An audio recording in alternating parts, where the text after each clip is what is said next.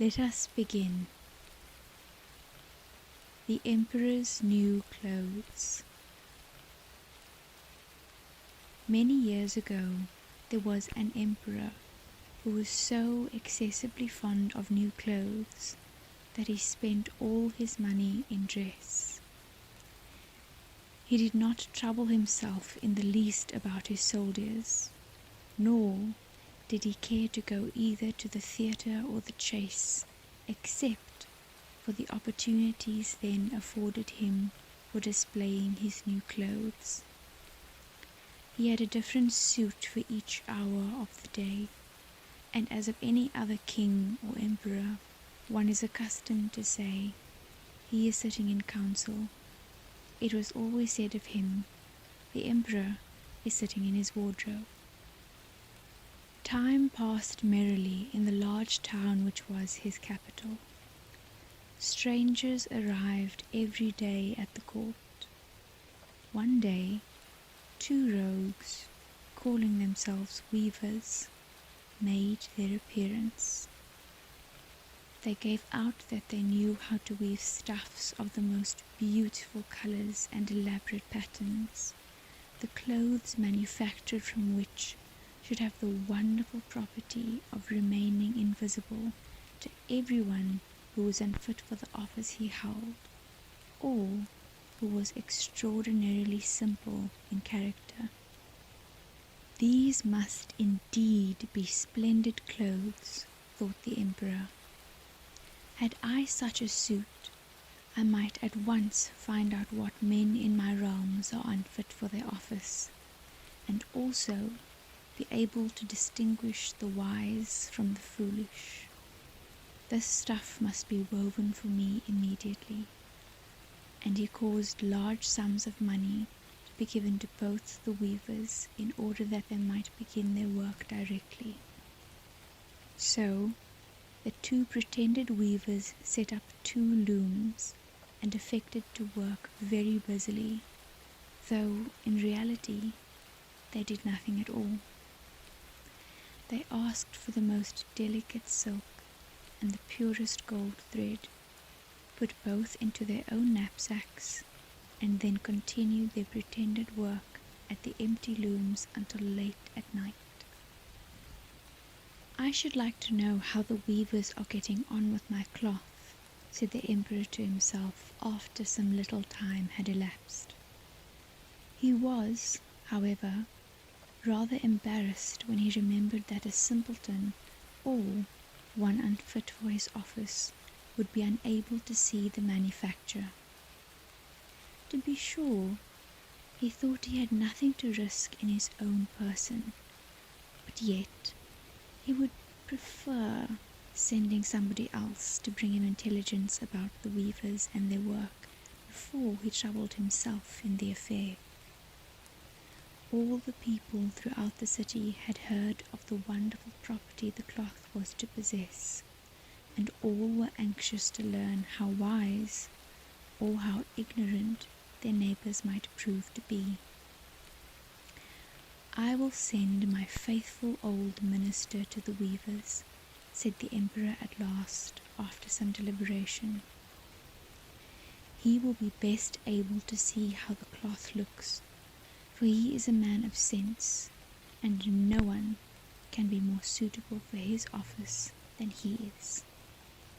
So the faithful old minister went into the hall where the knaves were working with all their might at their empty looms.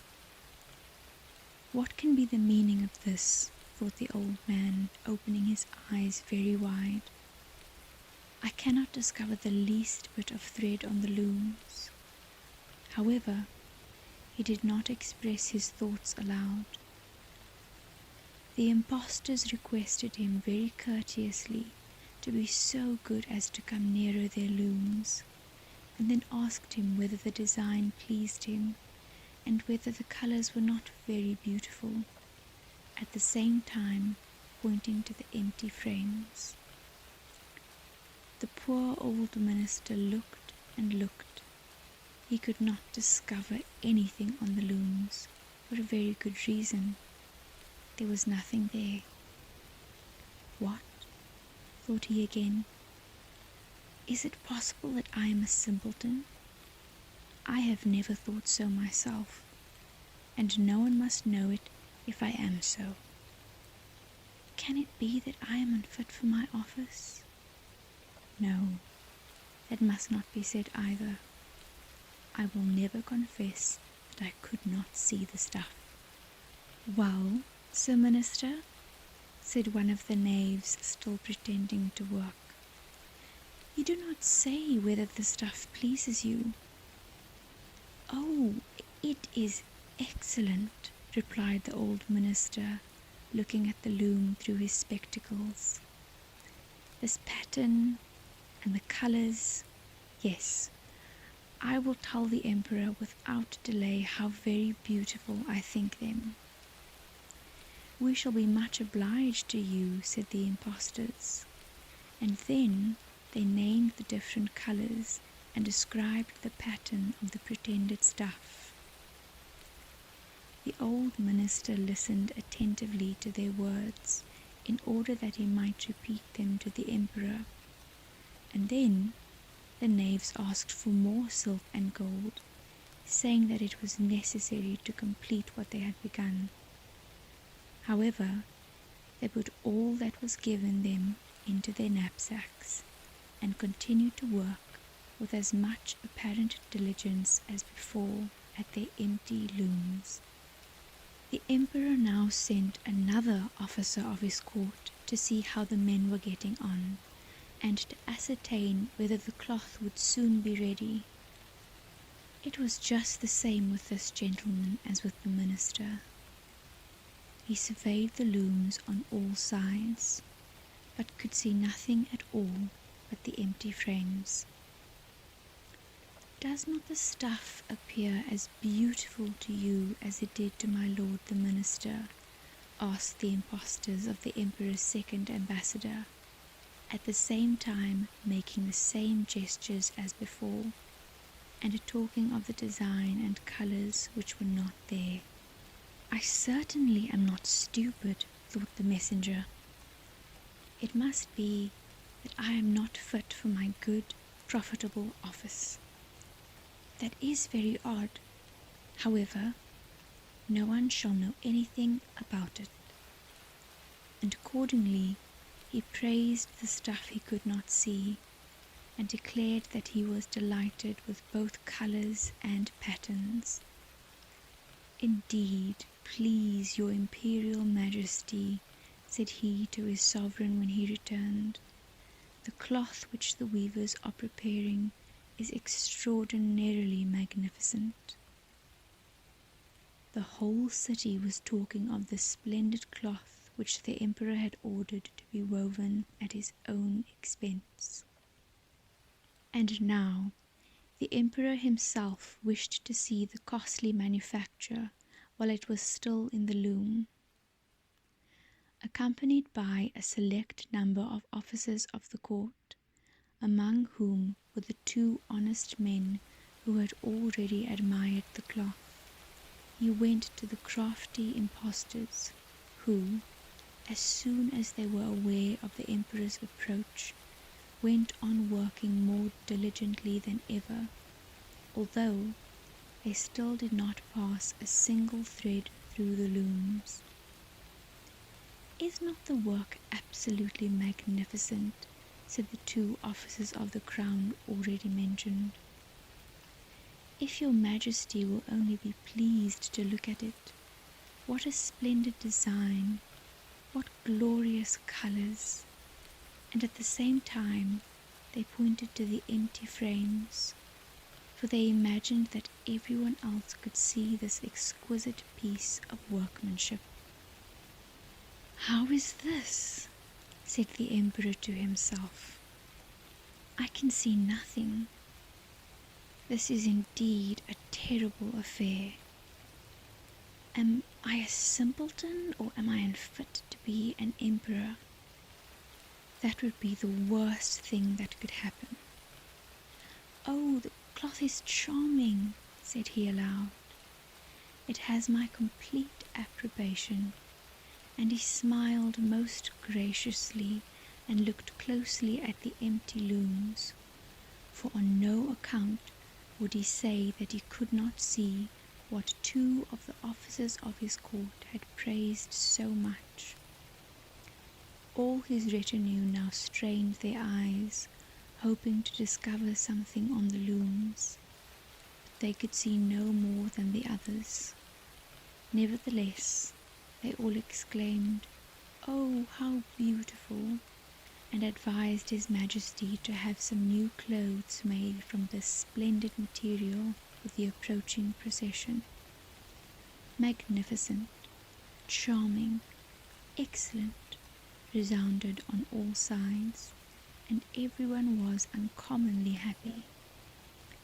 The Emperor shared in the general satisfaction, and presented the impostors with an order of knighthood and the title of gentlemen weavers.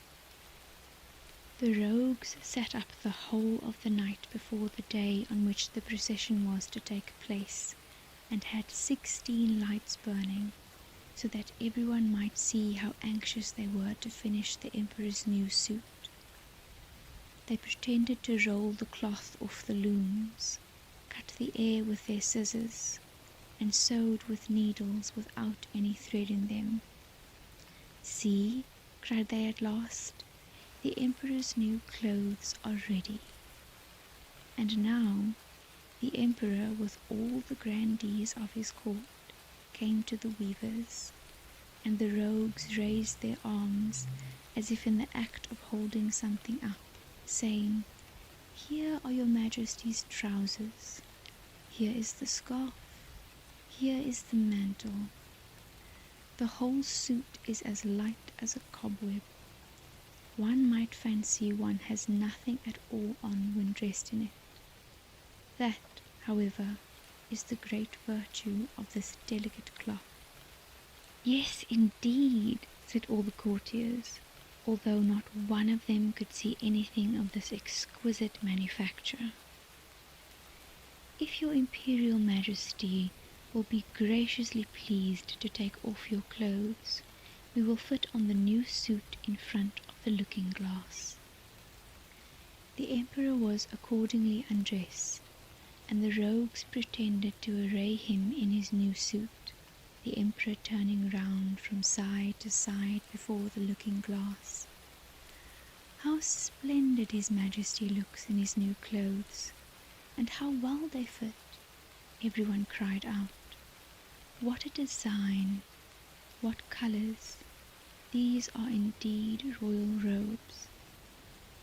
"The canopy which is to be borne over your Majesty in the procession is waiting," announced the chief master of the ceremonies. "I am quite ready," answered the Emperor. "Do my new clothes fit well?"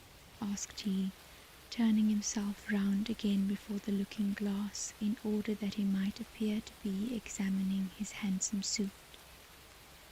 The lords of the bedchamber, who were to carry His Majesty's train, felt about on the ground as if they were lifting up the ends of the mantle, and pretended to be carrying something, for they would by no means betray anything like simplicity or unfitness for their office. So now the Emperor walked under his high canopy in the midst of the procession, through the streets of his capital, and all the people standing by and those at the windows cried out, "Oh, how beautiful are our Emperor's new clothes! What a magnificent train there is to the mantle, and how gracefully the scarf hangs!" In short, no one would allow that he could not see these much admired clothes, because in doing so he would have declared himself either a simpleton or unfit for his office. Certainly none of the Emperor's various suits had ever made so great an impression as these invisible ones. "But the Emperor has nothing at all on," said a little child. "Listen to the voice of innocence," exclaimed his father, and what the child had said was whispered from one to another. "But he has nothing at all on," at last cried out all the people.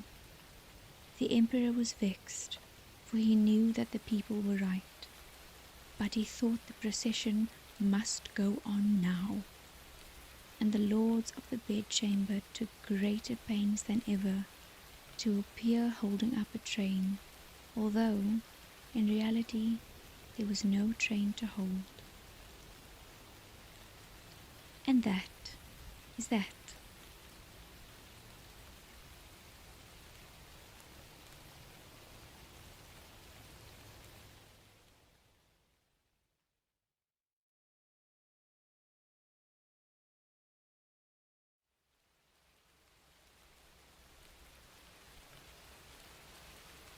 Let us begin.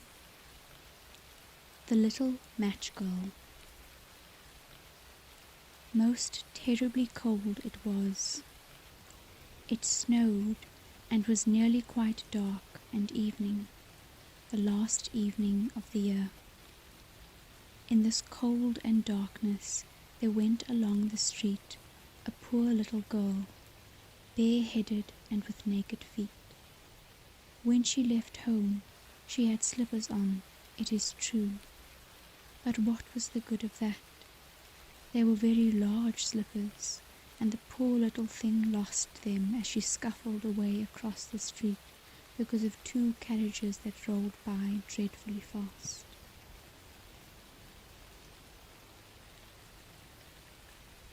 So the little maiden walked on with her tiny naked feet that were quite red and blue from cold. She carried a quantity of matches in an old apron, and she held a bundle of them in her hand. Nobody had bought anything of her the whole day. No one had given her a single farthing. She crept along, trembling with cold and hunger. A very picture of sorrow, the poor little thing. The flakes of snow covered her long fair hair, which fell in beautiful curls around her neck. But of that, of course, she never once now thought. From all the windows the candles were gleaming, and it smelt so deliciously of roast goose, for it was New Year's Eve. In a corner formed by two houses, she seated herself down and cowered together. Her little feet she had drawn close up to her, but she grew colder and colder, and to go home she did not venture, for she had not sold any matches and could not bring a farthing of money. From her father she would certainly get blows, and at home it was cold too, for above her she had only the roof through which the wind whistled, even though the largest cracks were stopped up with straw and rags. Her little hands were almost numbed with cold. Oh, a match might afford her a world of comfort if she only dared take a single one out of the bundle, draw it against the wall, and warm her fingers by it. She drew one out. How it blazed, how it burnt. It was a warm, bright flame, like a candle, as she held her hands over it. It was a wonderful light. It seemed really to the little maiden as though she was sitting before a large iron stove with burnished brass feet and a brass ornament at the top. The fire burned with such blessed influence. It warmed so delightfully. The little girl had already stretched out her feet to warm them too, but the small flame went out, the stove vanished, and she had only the remains of the burnt-out match in her hand. She struck another against the wall. It burned brightly, and where the light fell on the wall, There the wall became transparent like a veil, so that she could see into the room. On the table was spread a snow-white tablecloth.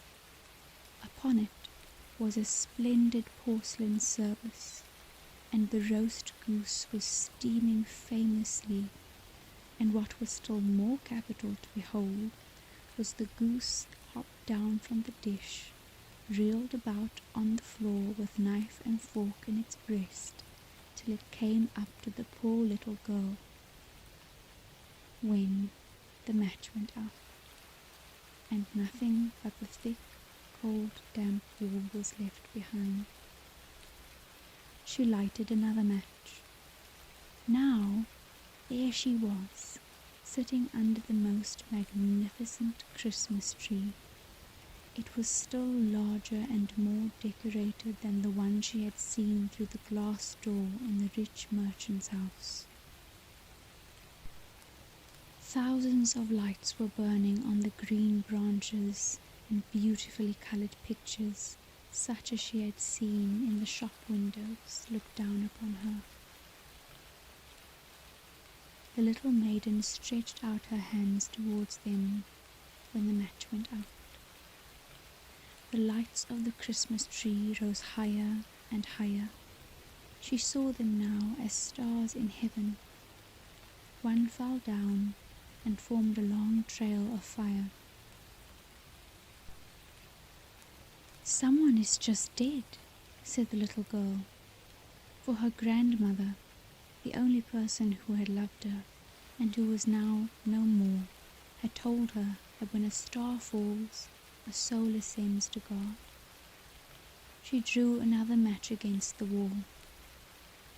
It was again light, and in the lustre there stood the old grandmother, so bright and radiant, so mild, and with such an expression of love. "Grandmother," cried the little one, "oh, take me with you. You go away when the match burns out. You vanish like the warm stove, like the delicious roast goose, like the magnificent Christmas tree." And she struck the whole bundle of matches quickly against the wall, for she wanted to be quite sure of keeping her grandmother near her. And the matches gave such a brilliant light that it was brighter than at noonday. Never formerly had the grandmother been so beautiful and so tall. She took the little maiden on her arm, and both flew in brightness and in joy so high, so very high. And then above there was neither cold, nor hunger, nor anxiety. They were with God. But in the corner at the cold hour of dawn sat the poor little girl, with rosy cheeks and with a smiling mouth, leaning against the wall, frozen to death on the last evening of the old year. Stiff and stark sat the child there with her matches, of which one bundle had been burnt. She wanted to warm herself, people said. No one had the slightest suspicion of what beautiful things she had seen. No one even dreamed of the splendor in which, with her grandmother, she had entered on the joys of a new year. And that is that.